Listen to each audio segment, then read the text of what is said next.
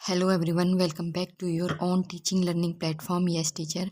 Friends, यहाँ पर हम सीडीपी की सीरीज़ कर रहे थे जिसमें कि हम 5 टॉपिक ऑलरेडी कर चुके हैं।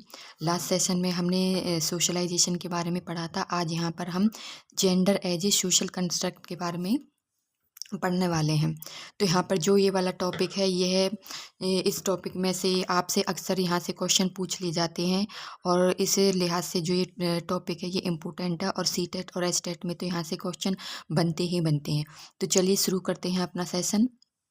सबसे पहले हम यहाँ पर हम जेंडर की बात करते हैं। जेंडर की बात करने से पहले यहाँ पर हम एक बार लिंग को समझ लेते हैं। लिंग यानी सेक्स को समझ लेते हैं।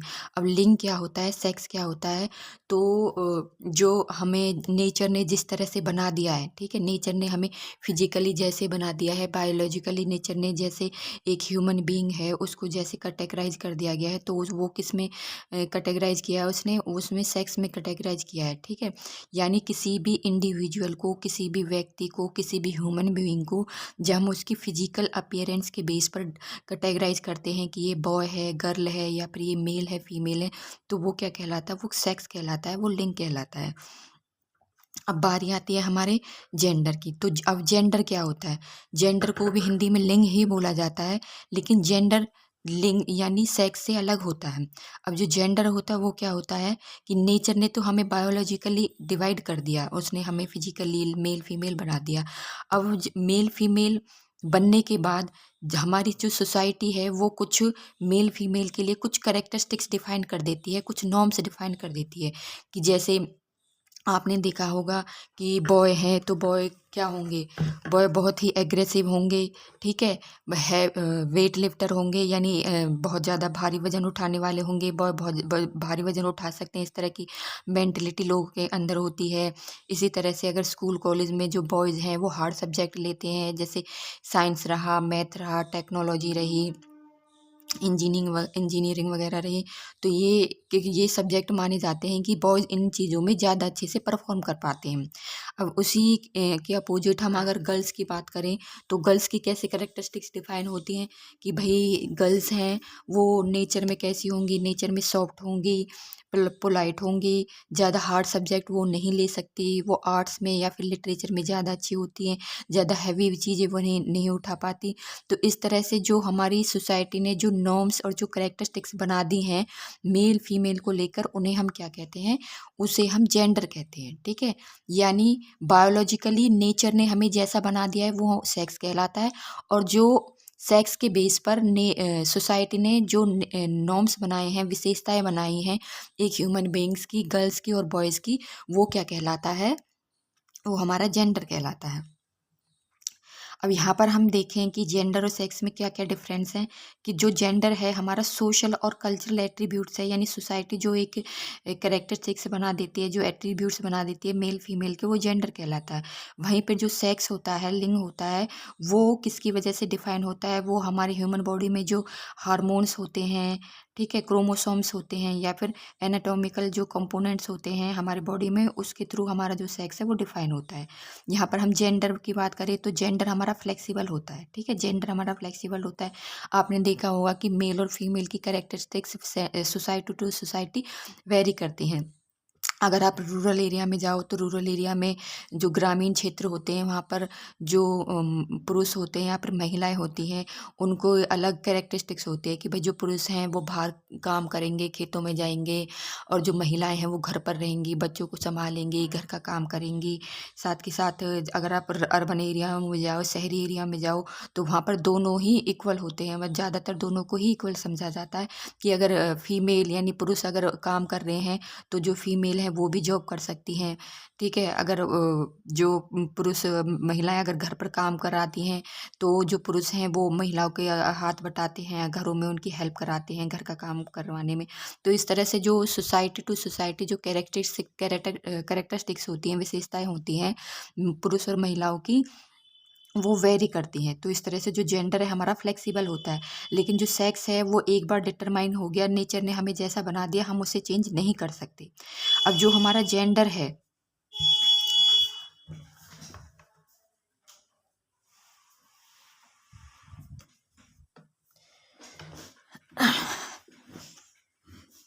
अब जो हमारा जेंडर है वो किसके द्वारा प्रभावित होता है, वो सबसे पहले हमारा फैमिली के द्वारा प्रभावित होता है। फैमिली से ही एक बच्चा सीखता है कि जेंडर के बारे में, सेक्स के बारे में, यानी लिंग क्या होता है, क्या क्या कैरेक्टरिस्टिक्स होती हैं किसी भी जेंडर की। तो सबसे पहले किसके थ्रू प्रभावित होता है, फैमिली से। उसके बाद हमारा नेबरहुड रहा, हमारा मीडिया रहा। इसके साथ ही जैसे जैसे एक इंडिविजुअल है या फिर कोई बच्चा है वो सोशल कॉन्ट्रैक्ट में आता जाता है, ठीक है। जैसे जैसे उसका जो एनवायरनमेंट बढ़ता जाता है, सराउंडिंग बढ़ता जाता है, एक लोगों के साथ इंटरेक्ट करने लगता है, वैसे वैसे ही उसको जो जेंडर है उसका वो इन्फ्लुएंस होता रहता है, क्योंकि वो जितने ज़्यादा वो लोगों के साथ कांटेक्ट में आएगा वो नई नई विशेषताएं सीखेगा, नई नई कैरेक्टरिस्टिक सीखेगा। उसी के अपोजिट जो सेक्स होता है वो सिर्फ हार्मोन से ही इन्फ्लुएंस रहता है। यहाँ पर जो जेंडर है वो सोशल कॉन्ट्रैक्ट है, यानी जेंडर का निर्माण कौन करता है, हमारा समाज करता है, हमारी सोसाइटी करती है। और जो हमारा सेक्स होता है वो बायोलॉजिकल होता है, यानी नेचर ही हमारा सेक्स का निर्माण करती है, नेचर हमें मेल फीमेल को बनाती है।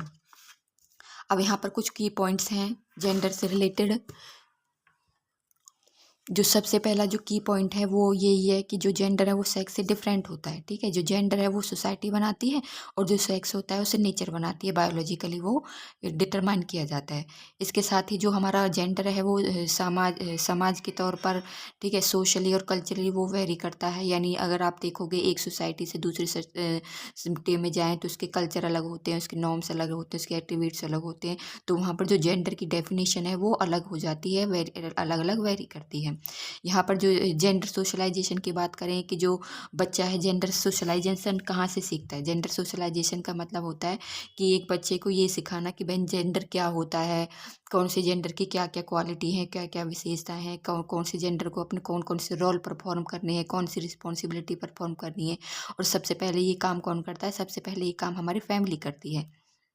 उसके साथ ही जो जेंडर होता है, जैसे हमने जेंडर की एक विशेषताएं डिफाइन कर दी कि भाई मेल हैं वो बाहर काम करेंगे, ठीक है, पैसे कमा के लाएंगे, घरों को चलाएंगे। उसके अपोजिट ही जो फीमेल हैं वो घरों में रहेंगी और जो बच्चों को संभालेंगी, घर को संभालेंगी, घर परिवार के लोगों की सेवा करेंगे। तो इससे क्या होता है, एक किसी भी व्यक्ति की इंडिविजुअल लाइफ होती है उस पर बहुत असर पड़ता है। सपोज हमने एक फीमेल है उसको हमने बोल दिया कि भाई तुझे घर पे रहना है, बच्चों को संभालना है। अब उसका मन है कि भाई वो आगे बढ़े, जॉब करे, ठीक है, वो भी अर्निंग करे, अपने पति के साथ कंधे से कंधा मिला के चले। तो इससे उसकी जो इंडिविजुअल लाइफ है, उसके ड्रीम्स हैं, ठीक है, उस पर बहुत ही गहरा और नेगेटिव असर पड़ता है। अब यहाँ पर हम नेक्स्ट हमारा जो टर्म है वो है जेंडर रिलेटेड टर्म, ठीक है। यहाँ पर ये कुछ जेंडर रिलेटेड टर्म है जिनसे आपके एग्जाम में क्वेश्चन अक्सर पूछ लिए जाते हैं और यही इम्पोर्टेंट चीज़ है इस चैप्टर में। तो सबसे पहले हम बात करें जेंडर आइडेंटिटी की, तो इसमें सबसे पहली जो टर्म आती है हमारी वो आती है जेंडर आइडेंटिटी, यानी लिंग पहचान। तो इसमें बच्चे क्या करते हैं, जो जेंडर आइडेंटिटी बच्चों की स्टार्ट हो जाती है वो यहाँ पे 2 साल से स्टार्ट हो जाती है, ठीक है। 2 साल से स्टार्ट हो जाती है और जैसे जैसे उनकी जो एज बढ़ती रहती है वो जेंडर की आइडेंटिटी के बारे में, जेंडर स्टेबिलिटी के बारे में आगे आगे सीखते जाते हैं। तो जेंडर आइडेंटिटी में यानी लिंग पहचान में बच्चे यही सीखते हैं कि जेंडर क्या होता है, एक जेंडर क्या होता है, सेक्स क्या होता है, एक किसी कोई भी जेंडर है उसकी क्या क्वालिटी होती है, क्या विशेषताएं होती हैं। तो यहाँ पर वो बच्चा इसी तरह इन सब बातों को सीखता है। जेंडर रोल में एक बार जब बच्चा ये सीख जाता है कि जो मेल क्या है, फीमेल क्या है, तो आगे चल तो वो यहाँ पर ये सीखता है कि जो मेल फीमेल है आगे चलकर कौन सा रोल प्ले करने वाली है, कौन सी भूमिका वो अपने आने वाले भविष्य में वो प्ले करने वाली है। जैसे अगर कोई बच्चा सीख गया है कि भाई ये तो मेल है, ठीक है, ये बॉय है, ये गर्ल है। एक बॉय है उसने टी शर्ट निक्कर पहने हुए हैं और उसके बाल छोटे छोटे हैं, और जो गर्ल है उसने फ्रॉक पहनी हुई है, उसके बाल बड़े बड़े हैं, उसने चोटी बनाई हुई है। तो कपड़ों के बेस पर वो यहाँ पर लोगों को कैटेगराइज करना सीख गया कि ये मेल है और ये फीमेल है, यानी ये बॉय है, गर्ल है। अब वो यहाँ पर क्या सीखता है जेंडर रोल में कि भाई जो मेल है यानी जो बॉय है वो आगे चलकर एक आदमी बन जाएगा, ठीक है, बड़ा हो जाएगा तो वो आदमी बन जाएगा और उसकी शादी हो जाएगी तो वो पति बन जाएगा, बच्चे हो जाएंगे तो वो पापा बन जाएगा। उसी केस में अगर लड़कियों की बात करें तो भाई लड़कियां हैं तो वो आगे चलकर उसी के अपोजिट हम बात करें कि जैसे लड़कियां हैं तो लड़कियां बड़ी होकर क्या बनती हैं, वो औरत बन जाती हैं और एक मम्मा का या फिर पत्नी का रोल वो प्ले करती हैं। अब जो नेक्स्ट हमारी टर्म है वो है जेंडर वाइज। जेंडर वाइज मतलब जेंडर वाइज मतलब लिंग पक्षपात, यानी आप मेल और फीमेल में किसी तरह से पक्षपात कर रहे हो। आप एक को किसी चीज़ के लिए कम प्रेफरेंस दे रहे हो और दूसरे को उसी चीज़ के लिए ज़्यादा प्रेफरेंस दे रहे हो, वो क्या हो जाता है, जेंडर बाइजिंग वो हो जाती है। अब जो हमारा नेक्स्ट है वो है जेंडर डिस्क्रिमिनेशन। जो जेंडर बाइजिंग है और जेंडर डिस्क्रिमिनेशन में इनमें बहुत ज़्यादा फर्क नहीं होता। जेंडर डिस्क्रिमिनेशन भी हमारा लिंग भेदभाव, यानी मेल फीमेल में जो हम भेदभाव करते हैं, भाई एक को प्रेफरेंस ज़्यादा दे रहे हैं दूसरे को प्रेफरेंस कम दे रहे हैं, तो वो जेंडर डिस्क्रिमिनेशन हो जाता है। बस यहाँ पर आप ये याद रखेंगे कि जो जेंडर बाइजिंग है वो अनकॉन्शियसली होती है, या फिर हम कहें कि अनजाने में होती है, अननोइंगली होती है। हम चीज़ों के बारे में अवेयर नहीं होते, इस वजह से जेंडर बाइजिंग होती है। देन जेंडर डिस्क्रिमिनेशन की बात करें तो जो जेंडर डिस्क्रिमिनेशन है वो कॉन्शियसली होती है, यानी वो नोइंगली होती है। यानी हमें चीज़ों का पता होता है कि चीज़ें सही हैं या गलत हैं, ठीक है, हम चीज़ों को हम बदल सकते हैं, लेकिन फिर भी हम मेल और फीमेल में क्या करते हैं, जेंडर डिस्क्रिमिनेशन करते हैं, यानी लिंग भेदभाव करते हैं। यहाँ पर मैं एग्जांपल लूँ जेंडर वाइजिंग का और जेंडर डिस्क्रिमिनेशन का।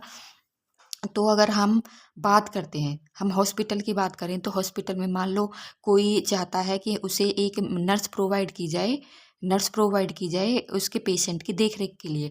अब नर्स का नाम लेते ही हमारे दिमाग में एक इमेज बन जाती है, नर्स का नाम लेते ही फीमेल की, ठीक है, एक फीमेल की इमेज बन जाती है कि जो नर्स होगी वो एक फीमेल होगी। तो यहाँ पर जो ये हमारी इमेज बन गई है कि जो सिर्फ नर्स होगी वो फीमेल होगी, तो ये हमारी क्या हो जाती है, जेंडर बाइजिंग हो जाती है। अब हमें ये नहीं पता, अब हमें ऐसा क्यों सोच रहे हैं, क्योंकि हमने स्टार्टिंग से ही जो नर्स हैं वो ज़्यादातर फीमेल ही देखी हैं, फीमेल को ही हमने नर्स के रूप में देखा है। हमें ये पता ही नहीं है कि जो नर्स है वो मेल भी हो सकती है। तो यहाँ पर ये क्या कहलाती है, ये एक जेंडर बाइजिंग कहलाती है। अब सेकंड केस में कि हमें पता है कि जो नर्स है वो मेल भी हो सकती है और फीमेल भी हो सकती है। अब हमें क्या है, हमें एक मेल नर्स प्रोवाइड की गई है। अब मेल नर्स प्रोवाइड की गई है तो हम उसे रिजेक्ट कर रहे हैं, इग्नोर कर रहे हैं, हम उससे अपनी सर्विस नहीं लेना चाह रहे। तो वो क्या हो जाता है, वो जेंडर डिस्क्रिमिनेशन हो जाता है। क्यों? क्योंकि हमें पता है कि नर्स हमारी मेल भी हो सकती है और फीमेल भी हो सकती है, उसके बावजूद भी हम उस नर्स को इग्नोर कर रहे हैं, उसकी को बाइज कर रहे हैं, ठीक है। तो यहाँ पर ये ध्यान रखेंगे कि जो जेंडर बाइजिंग है वो अनकॉन्शियसली होती है, अननोइंगली होती है, और जो जेंडर डिस्क्रिमिनेशन होता है वो कॉन्शियसली होता है। अब नेक्स्ट टर्म यहाँ पर आती है जेंडर स्टीरियोटाइप, जो जेंडर बाइज और जेंडर डिस्क्रिमिनेशन की ही तरह है। बस इसमें डिफरेंस क्या है कि जेंडर स्टीरियोटाइप में हम कॉन्शियसली भी इन्वॉल्व रहते हैं और अनकॉन्शियसली भी इन्वॉल्व इसमें रहते हैं। लेकिन इसमें जो मेन डिफरेंस होता है वो ये होता है कि जो जेंडर स्टीरियोटाइप होता है वह एक पुराने टाइम से, या फिर मैं कहूँ कि एक बहुत ही लंबे समय से चली आने वाली एक रूढ़िवादी सोच होती है, एक अंधविश्वास वाली सोच होती है। जैसे आपने देखा हो ना कि बहुत से घरों में लड़कियों को अभी भी जॉब करने के लिए अलाउ नहीं करते। अब ये जो प्रॉब्लम है, ये जो परंपरा है, उनकी सिर्फ उसी जनरेशन में देखने को नहीं मिलती। उससे पहले उसके दादा, परदादा, परदादा, वो काफ़ी टाइम से वो परंपरा चली आ रही है कि भाई हमारे घर की औरतें घर से बाहर नहीं जाती, जॉब नहीं करती, वो घर पर रहती हैं, घर को संभालती हैं, बच्चों को संभालती हैं। तो ये क्या हो जाता है, वो ये एक जेंडर स्टीरियोटाइप है। अब कि 21वीं सदी में आके भी जहाँ पर लड़कियां हर एक फील्ड में इन्वॉल्व हैं, इंजीनियरिंग कर रही हैं, डॉक्टरिंग कर रही हैं, पायलट बन रही है, सोल्जर बन रही हैं, ठीक है। इस एरा में भी आके कि लोगों को पता है कि लड़कियां हर फील्ड में आ गए, उसके बावजूद भी उनकी जो सोच है वो वही परंपरागत सोच है, अनकॉन्शियस जो एक रूढ़िवादी सोच है। तो ये क्या कहलाती है, ये हमारी जेंडर स्टीरियोटाइप कहलाती है। अब नेक्स्ट है हमारा वो है जेंडर प्रिजिडाइज, ठीक है। जेंडर प्रिजिडाइज मतलब लिंग पूर्वाग्रह, यानी हम कोई भी जेंडर है हमारा, जैसे मेल है या फीमेल है, उसके बारे में हमने पहले से ही एक नेगेटिव इमेज बना ली, ठीक है, कि भाई ये बंदा है, ये गलत है, ठीक है, ये जो कुछ भी करेगा वो गलत करेगा, ये जो कुछ भी कहेगा वो गलत कहेगा, ठीक। अब वो कुछ भी कर रहा है, कुछ भी कर रहा है, और उससे कोई गलती हो गई तो हमने पहले से ही उसकी एक इमेज बना ली है कि नहीं, गलती हुई है, इसने गलती करी होगी, हम पीछे से उसका नहीं जान रहे कि उसने से उससे हुआ तो ये क्यों हुआ, उसने ऐसा क्यों किया, इसके पीछे क्या रीज़न था। तो वो क्या कहलाता है, वो हमारा जेंडर प्रेजुडिस कहलाता है। आपने देखा होगा कि बहुत से घरों में क्या है कि हस्बैंड वाइफ के बीच में लड़ाई झगड़ा हो जाता है। अब क्या होगा, ससुराल में लड़की के ससुराल वाले मतलब लड़की के मायके वाले तो लड़के को दोष देंगे, क्योंकि उनके दिमाग में यही बैठा हुआ है कि भाई हमारी बेटी तो कुछ गलत नहीं कर सकती, हमारी बेटी तो एकदम सही है, हमारे साथ तो बहुत अच्छे से रहती थी, वो तो किसी के साथ लड़ाई झगड़ा नहीं करती, वो तो ऐसे नहीं कर सकती, उसमें कमी होगी, उसने कुछ कहा होगा, उसने करा कुछ करा होगा, इसकी बात नहीं मानी होगी, इससे इसकी रिस्पेक्ट नहीं करता होगा। तो इस तरह से एक नेगेटिव इमेज वो बना लेते हैं, और पहले ही जो लड़ाई झगड़ा है उसका रीजन जाने बगैर, उसका वजह जाने बगैर वो उसको दोष देना स्टार्ट कर देते हैं। इसी के अपोजिट अगर लड़के लड़के का परिवार है यानी लड़की का ससुराल है, तो वो क्या करेंगे, वो लड़की को दोष देना स्टार्ट कर देंगे, भाई हमारा बेटा तो सुबह जाता है शाम को आता है, वो तो थक हार जाता है, इसी ने कुछ कहा होगा, इसका दिमाग खराब हो गया होगा, ये कुछ ना कुछ कहती रहती है, ढंग से काम नहीं करा होगा, इसकी बात नहीं मानी होगी। तो पहले ही हमारे दिमाग में एक नेगेटिव इमेज बनी हुई होती है उस आदमी को लेकर, उस पर्सन को लेकर, जिसकी वजह से हम एक ही इंसान को दोष देना स्टार्ट कर देते हैं, एक ही उस इंसान के ऊपर हम अपनी गलती को यानी उस गलती को हम थोपना स्टार्ट कर देते हैं, जिसे क्या कहा जाता है, जेंडर प्रेजुडिस इसे कहा जाता है। अब जो क्या होता, अब आज नेक्स्ट है हमारा जेंडर पेरिटी। जेंडर पेरिटी मतलब लैंगिक समानता, यानी हम मेल और फीमेल को इक्वल कंसीडर कर रहे हैं, उन्हें इक्वल अपॉर्चुनिटी प्रोवाइड कर रहे हैं, इक्वल सोर्सेज प्रोवाइड कर रहे हैं। भाई कोई गलती हो गई है तो हम दोनों की सुन रहे हैं, और कहीं पर हम बाइजिंग नहीं है, और उन दोनों की सुनकर ही हम किसी बात का डिसीजन ले रहे, किसी बात का निर्णय ले रहे हैं। तो ये क्या हो जाता है, जेंडर पेरिटी यानी लैंगिक समानता। अब जो नेक्स्ट हमारी टर्म है वो है जेंडर परफॉर्मेटिविटी। ठीक है, जेंडर परफॉर्मेटिविटी यानी लैंगिक प्रदर्शनशीलता। अब जो ये कॉन्सेप्ट था जेंडर परफॉर्मेटिव का, ये दिया था जूडिथ बटलर ने, ये इस कॉन्सेप्ट को दिया था। यहाँ पर ये नाम आप याद रखेंगे, क्योंकि डायरेक्ट भी आपसे नाम पूछ लिए जाते हैं एग्जाम में कि भाई ये जेंडर परफॉर्मेटिविटी का कंसेप्ट था या फिर लैंगिक प्रदर्शनशीलता का जो कंसेप्ट था वो किसी ने दिया, तो जूडिथ बटलर ने ये कॉन्सेप्ट दिया।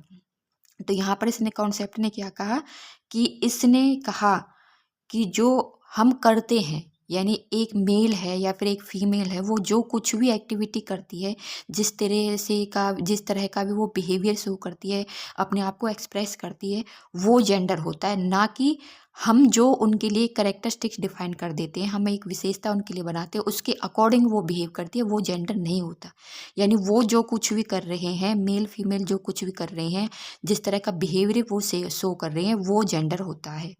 ठीक है, तो यहाँ से आपकी ये सारी जो जेंडर रिलेटेड टर्म्स थी, और इनसे आपके ज़्यादातर क्वेश्चन आपके इस चैप्टर में से यहीं से पूछे जाते हैं, तो आप इनको अच्छे से ज़रूर पढ़ लेना। अब जो नेक्स्ट हमारी टर्म आती है, अब यहाँ से एक छोटी छोटी सी टर्म और आती हैं, जो है एक तो है हमारी जेंडर इक्वेलिटी, और दूसरी हमारी जेंडर इक्विटी। जेंडर इक्वेलिटी मतलब लिंग समानता, और जेंडर इक्विटी मतलब लिंग समता। अब इक्वेलिटी मतलब इक्वली किसी चीज़ को डिवाइड कर देना, क्या कहलाता है, इक्वेलिटी कहलाता है। अब यहाँ पे सपोज आपके पास 3 बच्चे हैं, एक 2 साल का है, एक 12 साल का है, और एक ही 24 साल का है। अब इन तीनों बच्चों को ही भूख लगी है। अब इनकी भूख को शांत करने के लिए आपने इन तीनों बच्चों को एक एक लड्डू दे दिया। अब ये जो 2 साल का बच्चा है, तो भाई ये इसकी तो एक एक लड्डू में भूख शांत हो जाएगी, ठीक है। लेकिन क्या ये 12 साल का बच्चा है और ये 24 साल का बच्चा है, ये एक एक लड्डू में झिक जाएंगे, इनकी भूख शांत हो जाएगी? आपने तो एक एक लड्डू तीनों में डिवाइड कर दिया भाई, इक्वली इक्वली आपने एक एक लड्डू इन तीनों को दे दिया कि भाई हमने तो जेंडर इक्वलिटी को फॉलो करा है, और हमने इक्वल इक्वल जो रिसोर्सेज हमारे पास थे वो इक्वल इक्वल हमने रिसोर्सेज तीनों को प्रोवाइड कर दिए। लेकिन क्या ये इनकी जो एम है, इनका जो टारगेट है कि इनकी हमें भूख शांत करनी है, वो जो टारगेट है वो क्या फुलफिल हो पा रहा है, इनके जो हमने जो रिसोर्सेज प्रोवाइड करे हैं? तो यहाँ पर ये क्या हो जाता है, इक्वलिटी हो जाती है, यानी इक्वल इक्वल रिसोर्सेज हम जो प्रोवाइड कर रहे हैं किसी को, वो हो जाती है हमारी इक्वलिटी। अब सेकंड केस में हमने क्या किया है कि भाई 2 साल का बच्चा है, इसको हमने 1 लड्डू दे दिया, 12 साल का बच्चा है इसको 2 लड्डू दे दिए और 24 साल का बच्चा है इसको 3 लड्डू दे दिए और तीनों ही खा ले, तीनों ने ही ये 3 अपने-अपने लड्डू खा लिए हैं और तीनों का ही पेट भर गया है। तो इन तीनों का पेट भरने के लिए हम इन्हें जितने रिसोर्सेज़ की आवश्यकता थी, जितने सोर्सेज़ की इन्हें आवश्यकता थी, उतने ही सोर्सेज़ हमने प्रोवाइड करे हैं और तीनों का जो एक टारगेट था अपना-अपना पेट भरने का, वो टारगेट पूरा हो गया है, ठीक है? तो जो जेंडर इक्विटी क्या होती है कि किसी टारगेट को प्राप्त करने के लिए, किसी एम को प्राप्त करने के लिए हम किसी भी इंडिविजुअल को एक मतलब जितने सोर्सेज उसे चाहिए, जितने उसे फैसिलिटी चाहिए, उतनी ही फैसिलिटी हम उसको प्रोवाइड कर रहे हैं, तो वो क्या हो जाता है, वो जेंडर इक्विटी हो जाता है, ठीक है? किसी को कम सोर्स चाहिए उस एम तक पहुंचने के लिए, उस टारगेट तक पहुंचने के लिए, तो हम उसे कम सोर्स प्रोवाइड कर रहे हैं और किसी को ज़्यादा सोर्स चाहिए तो हम उसे क्या कर रहे हैं, हम उसे ज़्यादा सोर्स प्रोवाइड कर रहे हैं। आई बात समझ में? इक्वली यानी इक्वली डिवाइड कर देना और इक्विटी में क्या होता है कि जितने सोर्सेज की आवश्यकता है एक पर्टिकुलर टारगेट तक पहुंचने के लिए किसी भी इंडिविजुअल को उतने ही रिसोर्सेज प्रोवाइड करना। अब जेंडर इक्वलिटी यानी लिंग असमानता, यानी आप या तो फीमेल को ज़्यादा कंसीडर कर रहे हो, मेल को कम कंसीडर कर रहे हो, या फिर मेल को ज़्यादा कंसीडर कर रहे हो, फीमेल को कम कंसीडर कर रहे हो, तो वो क्या हो जाती है, वो जेंडर इनइक्वलिटी हो जाती है, यानी लिंग असमानता वो यहाँ पर हो जाती है। अब कॉजेज ऑफ इनइक्वालिटी यानी वही इनइक्वालिटी के क्या क्या कारण होता है, तो सबसे बड़ा जो कारण होता है वो होता है इनइक्वालिटी को वो इल्लिटरेसी, ठीक है, यानी निरक्षरता, यानी इल्लिटरेसी निरक्षरता, अनपढ़ता यहाँ पर सबसे बड़ा कारण हो जाता है कि जब लोग बाग हैं वो पढ़े लिखे ही नहीं होंगे तो उन्हें क्या पता है, कैसे पता चलेगा कि हमें मेल फीमेल को इक्वल कंसीडर करने चाहिए। अब जो हमारी पहली पीढ़ी थी वो सारे नॉर्म्स ख़त्म हो चुके हैं, हम एक नई जनरेशन में जन्म ले रहे हैं, नई जनरेशन को फॉलो कर रहे हैं, एक टेक्नोलॉजी वाले वर्ल्ड में हम जी रहे हैं, तो हम यहाँ पर जो मेल और फीमेल है दोनों ही इक्वल हैं। जब तो वो पढ़ेंगे नहीं तो वो कैसे इन चीज़ों को जानेंगे, ठीक है? उसके बाद सोशल नॉर्म्स हमारी सोसाइटी कुछ मापदंड बना देती है, जैसे हर घर, मैंने अभी बताया कि हर एक घर की परंपराएं होती हैं कि भाई आपने देखा होगा कि मतलब कि महिलाएं काम नहीं करेंगी, पुरुष काम करेंगे, महिलाएं घर पर रहेंगे, पुरुष बाहर जाएंगे। तो ये सोशल नॉर्म्स होते हैं जिनकी वजह से इनइक्वालिटी बढ़ती है। प्रेजुडाइज यानी पहले से ही हमें अपने दिमाग में एक इमेज बना लेते हैं कि भाई या तो ये गलत होगी या फिर ये गलत होगा, इसकी ही गलती होगी, तो इसने तो कुछ गलत ही नहीं किया होगा, तो वो क्या हो जाता है, वो प्रेजुडाइज हो जाता है। इकोनॉमिक डिस्पैरिटी, इकोनॉमिक डिस्पैरिटी यानी आपके पास मतलब आर्थिक रूप से तंग हैं, ठीक है, लोग बाग आर्थिक रूप से तंग है तो वो क्या कर रहे हैं कि भाई एक उनके घर में लड़की है, एक उनके घर में लड़का है, आर्थिक स्थिति उनकी अच्छी नहीं है, तो उन्हें वो केवल एक ही बच्चे को पढ़ा सकते हैं। अब वो लोग क्या सोचते हैं, वो लोग सोचेंगे कि भाई हम भाई लड़की तो क्या है, शादी करने के बाद दूसरे घर चली जाएगी, हमें तो हमारा बच्चा ही पालेगा, बेटा ही पालेगा, यही हमारे वंश को आगे बढ़ाएगा। तो इस वजह से क्या होता है कि जो इनइक्वलिटी, ये सारी चीज़ें किसको बढ़ावा देती है, सारी चीज़ें वो इनइक्वलिटी को यानी असमानता को बढ़ावा देती है। उसी केस में एजुकेशन डिस्पैरिटी यानी लड़कियों को नहीं पढ़ा रहे या फिर उन्हें 10 तक पढ़ा रहे हैं, 12 तक पढ़ा रहे हैं, हायर एजुकेशन के लिए उन्हें नहीं भेज रहे, हायर एजुकेशन के लिए उन्हें पैसे नहीं दे रहे, 10 पढ़ाने के बाद घर, 12 पढ़ाने के बाद उन्हें घर पे बैठा दिया, घर का काम सिखा रहे हैं और अपने बेटे को आप विदेशों में भी भेज रहे हो, तो वो क्या हो जाता है, एजुकेशन डिस्पैरिटी हो जाती है। हेल्थ डिस्पैरिटी, कोई बच्चा बीमार है, लंबे समय से कोई उसे बीमारी है, उसकी वजह से उसको क्या करते हैं, हर चीज़ में उसको इग्नोर करते हैं, ठीक है, उसको उस पर कम ध्यान देते हैं, जिसकी वजह से उसकी एजुकेशन कम होती है, उसके अंदर एक हीन भावना पैदा हो जाती है। ये सारी चीज़ें भी क्या करती हैं, ये असमानता को बढ़ावा देती हैं। अनइक्वल डिवीजन ऑफ लेबर, ये तो आपने देखा होगा या फिर कहीं ना कहीं सुना होगा कि भाई एक ही फील्ड है, एक ही जॉब है, वहाँ पर एक मेल काम कर रही है, एक फीमेल काम कर रही है, मेल काम कर रहा है, फीमेल काम कर रही है। अब मेल को ज़्यादा सैलरी मिल रही है, फीमेल को शायद कम सैलरी मिल रही है। आप देखोगे ना कि प्राइवेट स्कूलों में भी आपके घर परिवार में से कोई प्राइवेट स्कूल में पढ़ाता होगा, कोई फीमेल पढ़ा रही है, तो आप एक बार उससे पूछना या फिर देखना कि वो उसे उसी फील्ड में कम सैलरी प्रोवाइड करते हैं स्कूल वाले, और वो जो मेल टीचर होता है उसको ज़्यादा सैलरी प्रोवाइड करते हैं। तो ये इससे क्या होगा भाई, बेसिकली इससे होगा क्या, इससे इनइक्वलिटी बढ़ेगी। फिर है हमारा जेंडर वाइज वायलेंस, ठीक है, घरेलू हिंसा, ठीक है, घरेलू हिंसा का शिकार होती हैं बहुत सारी लड़कियां, बहुत सारी औरतें। और या फिर आप देखोगे कि तो आजकल तो मतलब मेल को भी घरों में टॉर्चर किया जाता है। तो ये सारी चीज़ें किस चीज़ को, किनको बढ़ावा देती हैं, ये सारी चीज़ें हमारी सोसाइटी में जो लैंगिक असमानता है उसको बढ़ावा देती है।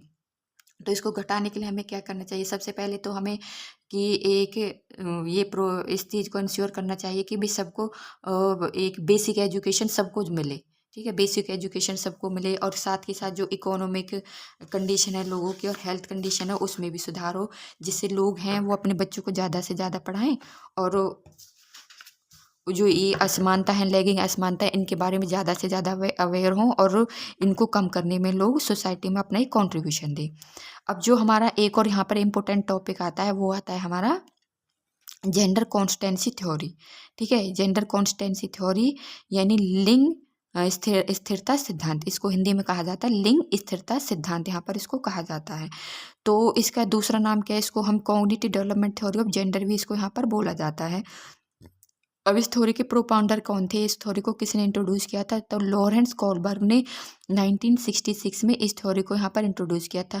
अच्छा, लॉरेंस कोलबर्ग ने एक और थ्योरी दी थी, मोरल डेवलपमेंट की थ्योरी यहाँ इन्होंने दी थी, जो काफ़ी इम्पोर्टेंट थ्योरी है और वहाँ से आपके क्वेश्चन बनते हैं। तो अपने आगे आने वाले टॉपिक्स में हम वो थ्योरी भी पढ़ने वाले हैं। तो यहाँ पर आप ध्यान रखेंगे कि जो लॉरेंस कोलबर्ग हैं उन्होंने जेंडर कॉन्स्टेंसी थ्योरी दी थी, जिसे cognitive development theory of gender भी कहा जाता है। अब जो ये थ्योरी थी ये किसके पैरेलल थी? ठीक है, इस थ्योरी को किसकी थ्योरी के समान समझा जाता था? तो जो जीन पियाजे की कॉग्निटिव डेवलपमेंट की थ्योरी थी उसी थ्योरी के समान इसको समझा जाता था। और उसमें भी जो जीन पियाजे ने लॉ ऑफ कंजर्वेशन दिया था ना, उसने कहा था कि जो बच्चे हैं धीरे धीरे एक एज में बच्चों में लॉ ऑफ कंजर्वेशन की कमी होती है और फिर धीरे धीरे वो लॉ ऑफ कंजर्वेशन को सीख जाते हैं। तो उसी के समान इस थ्योरी को इन्होंने बताया था। उन्होंने कहा था कि जैसे जैसे बच्चों में लॉ ऑफ कंजर्वेशन की भावना आने लगती है, बच्चे ये सीख जाते हैं कि भाई मतलब हमारे पास कोई ऑब्जेक्ट है, ठीक है, उसकी जो क्वांटिटी है वो उतनी ही रहती है, चाहे उसे किसी भी शेप के बर्तन में आप ट्रांसफ़र कर दीजिए। तो जिस एज में बच्चे लॉ ऑफ कंजर्वेशन को सीखते हैं ना, उसी एज में बच्चे जो जेंडर कॉन्सिस्टेंसी है उसको सीखते हैं।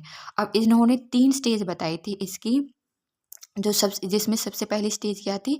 जेंडर लेबलिंग, जिसे हम जेंडर आइडेंटिटी भी कहते हैं, यानी लिंग पहचान की अवस्था इसको कहा जाता है। जिसकी एज क्या थी? 2 से 3 साल की इसकी एज थी। कहीं-कहीं पर आपको ये 2 से 3.5 भी आपको यहाँ ये देखने को मिलेगा। तो लिंग इसमें क्या होता है कि इसमें जो बच्चे होते हैं वो जो कोई हमारा मेल फीमेल है उसका जो आउटर अपीयरेंस होता है, ठीक है? उसका जो बाहरी लुक होता है, उसके बेस पर बच्चे मेल फीमेल को करैक्टराइज़ करना सीखते हैं। सपोज़ किसी लड़की ने फ्रॉक पहनी हुई है, उसने चोटी बनाई हुई है, ठीक है? तो सैंडल पहने हुए हैं पैरों में, तो बच्चे क्या कहेंगे कि भई वो तो गर्ल है। उसी के अपोज़िट किसी बच्चे ने पैंट शर्ट पहनी हुई है, छोटे-छोटे हेयर हैं उसके, पैरों में जूते पहने हुए हैं, तो बच्चे क्या कहेंगे कि भई वो तो बॉय है। अब उन दोनों की जो अपीयरेंस है उसको हम चेंज कर दें, ठीक है? यानी किसी लड़के को हम फ्रॉक पहना दें या फिर किसी लड़की को हम पैंट शर्ट पहना दें, उसके छोटे-छोटे बाल कर दें, तो बच्चे समझेंगे कि भई ये चेंज हो गए, यानी बॉय गर्ल में चेंज हो गया और गर्ल बॉय में चेंज हो गई। तो यहाँ इस तरह से जो बच्चे हैं वो किसी का भी जो बाहरी लुक होता है, उसका आउटर अपीयरेंस होता है, उसके बेस पर ही मेल और फीमेल को कैटेगराइज़ करते हैं यहाँ पर। उनको अभी ये नहीं पता होता कि जो बायोलॉजिकली नेचर ने जैसे हमें बना दिया, वो एकदम फिक्स है, मेल फीमेल में चेंज नहीं हो सकता और जो फीमेल है वो मेल में चेंज नहीं हो सकती। अब जो सेकंड स्टेज आती है, वो आती है हमारी जेंडर स्टेबिलिटी, यानी लिंग स्थिरता, जिसकी जो एज है वो 3 से 5 साल की होती है, यानी यहाँ पर आपको ये 3.5 भी देखने को मिल जाता है। तो थोड़ा बहुत एज तो हर किसी में वेरी करती है। अब यहाँ पर बच्चे क्या होते हैं, यहाँ पर बच्चों में जो पहली स्टेज में जो कॉन्सेप्ट होता है ना बच्चों में, वो बरकरार रहता है स्टेज में, वो ही पहला कॉन्सेप्ट इनके अंदर बरकरार रहता है। लेकिन यहाँ पर बच्चे एक चीज़ और सीख जाते हैं कि भाई जो गर्ल है वो आगे जाकर कि क्या बनने वाली है, वो मम्मा बनने वाली है, ठीक है? गर्ल आगे जाके मम्मा बनने वाली है या फिर किसी की वाइफ बनने वाली है या फिर एक वुमेन बनने वाली है। उसी तरह से जो बॉय है आगे जाकर क्या बनने वाला है, बॉय आगे जाके एक मैन बनने वाला है, मैन का रोल प्ले करने वाला है या फिर पापा बनने वाला है, ठीक है? या फिर किसी का हस्बैंड बनने वाला है। तो यहाँ पर बच्चों में ये एक कंसेप्ट और इंक्लूड हो जाता है और यहाँ पर जो फर्स्ट स्टेज में जो कंसेप्ट होता है ना बच्चों में, वो कंसेप्ट बच्चों में यहाँ पर बरकरार रहता है। अब जो थर्ड स्टेज आती है वो आती है जेंडर कॉन्स्टेंसी। इसको हिंदी में भी इसको लिंग स्थिरता ही इसको बोला जाता है हिंदी में। तो आप ये दोनों ही लिंग स्थिरता रहती है हिंदी में तो, और इंग्लिश में ये अलग अलग होती है, जेंडर स्टेबिलिटी और जेंडर कॉन्स्टेंसी। अब जो जेंडर कॉन्स्टेंसी है उसकी जो एज होती है वो कितनी होती है, 6 से 7 साल तक की इसकी एज होती है। अब इस स्टेज में बच्चे क्या सीखते हैं, इस स्टेज में बच्चे सीखते हैं कि जो जेंडर है वो नेचर ने डिफाइन कर दिया है। नेचर ने फिजिकल अपीयरेंस के बेस पर, यानी इनके फिजिकल स्ट्रक्चर के बेस पर मेल और फीमेल बना दिए हैं, और जो ये मेल और फीमेल बनने के बाद ये चेंज नहीं हो सकते। मेल आगे जाता, आगे तक लंबे लंबे समय तक मेल ही रहेगा, और जो फीमेल है वो फीमेल ही रहेगी। और यहाँ पर बच्चे ये चीज़ भी सीख जाते हैं कि अगर उनका आउटर अपीयरेंस चेंज कर दिया जाए तो मेल फीमेल में चेंज नहीं हो सकता, और फीमेल मेल में चेंज नहीं हो सकती। यानी उन्हें उनके अंदर एक परमानेंट नॉलेज आ जाती है, परमानेंट कॉन्सेप्ट डेवलप हो जाता है कि भाई मेल और फीमेल एक बार नेचर ने बना दिए, बायोलॉजिकली मेल और फीमेल कैटेगराइज हो गए, तो हम उन्हें किसी भी तरह से चेंज नहीं कर सकते। तो यहाँ पर ये जो जेंडर कॉन्स्टेंसी थ्योरी है ये आपकी समाप्त होती है। तो जो ये आपका एक छोटा सा टॉपिक है जहाँ से आपसे अक्सर क्वेश्चन पूछ लिए जाते हैं, और सी टेट और एस टेट में तो यहाँ से क्वेश्चन बनते ही बनते हैं। आई होप आपको ये वीडियो अच्छा लगा होगा, यूजफुल होगा। अगर आपको अच्छा लगे और यूजफुल लगे तो प्लीज़ वीडियो को लाइक करें, शेयर करें, और नई वीडियो के लिए चैनल को सब्सक्राइब करें। मिलते हैं आपसे नेक्स्ट वीडियो में। Till then take care and bye bye.